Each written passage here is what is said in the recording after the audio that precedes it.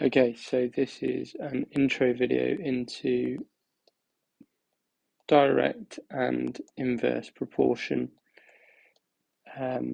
which is a topic that a few of us are a little bit unsure on. And it's actually quite simple in terms of the rules that you need to follow. So we'll look at direct proportion here. And if we're told that F is directly proportional to, let's say, t, then we can form this equation. F equals k times t. Directly proportional basically means as t increases, f's going to increase. Okay, so it is proportional, it increases as the other increases. And how the questions will be formed is we'll be told when f is 12, t equals 3 or something like that. And we go, okay, well in that case 12 is k times 3. So k is 12 divided by 3, so k is 4. So the general formula which relates f and t is f is 4 lots of t. And that means, and the common part B is find t when f equals 20, let's say. So we go, okay, well 20 is 4 lots of t, so t is 5. Okay, and that is what a fundamental direct proportion question looks like. So you say f is directly proportional to, i.e. equals k times the other thing, t, sub in your known values to work out k. The only thing that gets a little bit more interesting is that sometimes we'll be told that f is directly proportional to the cube root of t or something. So f is directly proportional to cube root of p. Okay, and it's the same general setup. We go f is directly proportional to, so equals k lots of the cube root of p. So now instead of where above we just wrote t, this time we write the cube root of p.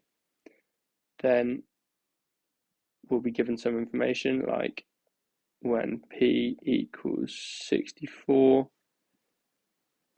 f equals 20, and we go, okay, well 20 is k times the cube root of 64, so 20 is k times 4, so k equals 5. So our general formula is f is 5 times the cube root of p, which we can then use in order to work out any p or f when given the other one. Okay, that's direct proportion. Inverse basically means as one increases, the other decreases. So let's say that w is inversely proportional to m. So instead of k times, because that's directly proportional, here we go w is k divided by m. And then we're told that when w equals 4m equals 15, so we know that 4 is k over 15, so k is 60. So we know our general formula is that w is 60 over m. And now when part B says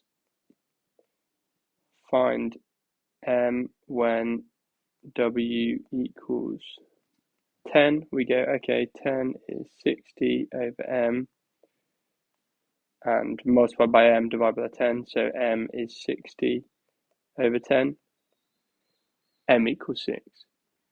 Okay, So that's our two examples. The fundamental rule here, and I'll work through some practice examples in the next video.